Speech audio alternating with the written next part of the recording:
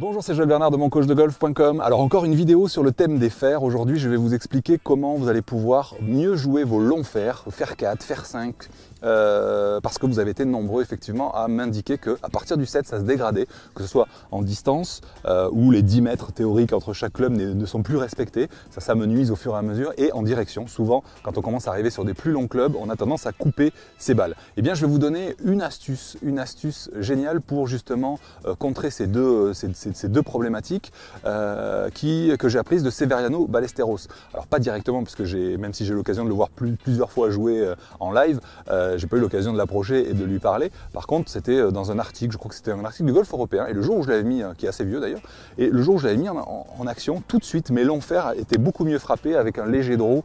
Et en fait, le gros intérêt, c'est que ça permet d'éviter de se déplacer et d'effectuer un sway qui est souvent dévastateur, surtout pour les longs fers. Je vous montre ça tout de suite.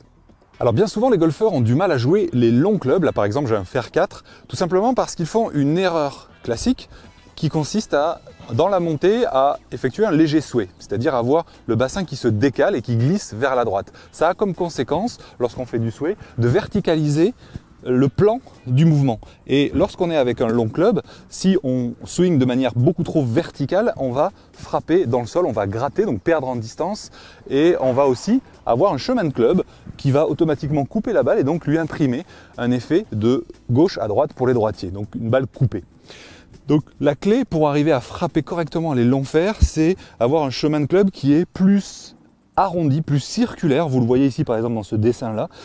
Plus on est loin de la balle, plus on est éloigné de la balle, plus l'arc de cercle au niveau du geste est prononcé. C'est pour ça qu'avec un driver, dans la formation Driver Express, je l'explique bien, on doit jouer de manière beaucoup plus circulaire. Mais quand on est sur un long club, que ce soit un fer 5, un fer 4, un fer 3, un hybride, même les bois de parcours, on est automatiquement obligé, pour bien négocier ces clubs-là, de swinger de manière plus arrondie. Et je vais vous donner une clé que j'ai apprise de Severiano Ballesteros dans un article technique qui permet justement, sans devoir penser au plan, d'arrondir le mouvement et donc d'être plus efficace sur vos fers. Je vous montre ça tout de suite. Le principe est très simple, c'est que vous allez vous concentrer sur votre poche droite si vous êtes droitier, poche gauche si vous êtes gaucher, et vous allez avoir l'impression de tirer votre poche vers l'arrière. D'accord, en montant. Je vous montre ça tout de suite. Donc pas de déplacement latéral, au contraire, vous tirez vers l'arrière. Démonstration. Je suis avec un fer 4. Là.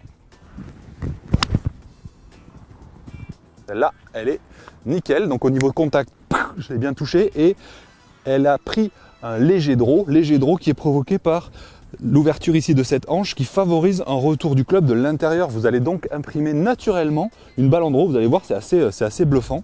Je vous le refais. Donc la clé, je vous la redonne, c'est d'avoir vraiment l'impression de ne pas du tout déplacer votre hanche latéralement, mais au contraire de tirer. Il ne faut pas non plus partir dans l'autre sens, faire un pivot inversé, mais juste avoir la sensation de reculer votre poche droite. On recommence, fer 4. Voilà. Hop, impeccable. Léger draw. Parfait. Donc, vous voyez, c'est un conseil très simple que je vous conseille d'avoir et qui va automatiquement amener une question. Donc j'y réponds avant que vous me la posiez en dessous dans les commentaires. Le genou droit, dans ce cas-là, qu'est-ce qui se passe? On a tendance, effectivement, si on tire, on a tendance à le redresser. Si vous êtes un aérien, c'est pas grave, laissez faire. Si vous êtes aérien comme moi, le genou va se redresser un tout petit peu, mais comme en descendant, on chute. Je vous en parle dans une vidéo justement avec McIlroy sur le style d'impulsion et je rentre plus en détail là-dessus évidemment sur la formation Les secrets d'un swing régulier. Et bien dans le style d'impulsion on va redescendre, donc si vous êtes un aérien, laissez le genou droit un petit peu se redresser, ça n'a pas d'importance. Le plus important c'est qu'il n'y ait pas de décalage à la montée, que vous tourniez bien sur votre axe. Par contre si vous êtes un terrien, vous allez devoir dans votre style d'impulsion pousser à partir du sol, ça veut dire que si vous devez pousser à partir du sol, vous devez être fléchi, vous devez être encore ancré dans le sol, pas léger, sinon vous aurez du mal après à pousser. Donc voilà, c'est la seule petite variante. Il y a également un petit changement dans la translation-rotation, mais je ne vais pas non plus rentrer dans le détail, sinon cette vidéo va durer trop longtemps. Et je sais que certains d'entre vous se plaignent que je suis trop long et que je suis un peu bavard, mais pardon, c'est un peu la passion qui parle. Je vous en tape une dernière, fer 4, avec la poche droite qui s'enroule. Voilà. Que du bonheur. Essayez ça, vous allez voir. Alors je vous propose de tester ça au practice, surtout avec les longs fers, fer 6, fer 5, fer 4, éventuellement hybride.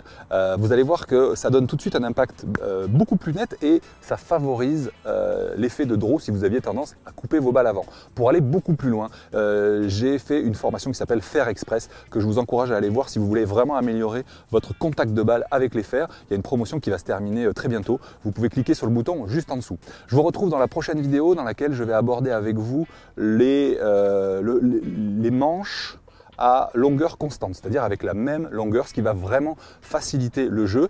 Un amateur à Abu Dhabi utilise ces clubs-là depuis longtemps. Je vais parler de ça avec un spécialiste, vraiment un spécialiste du matériel qui s'appelle Jean-Michel Keva. Je vous retrouve dans la prochaine vidéo, vous allez voir, ça va être très intéressant.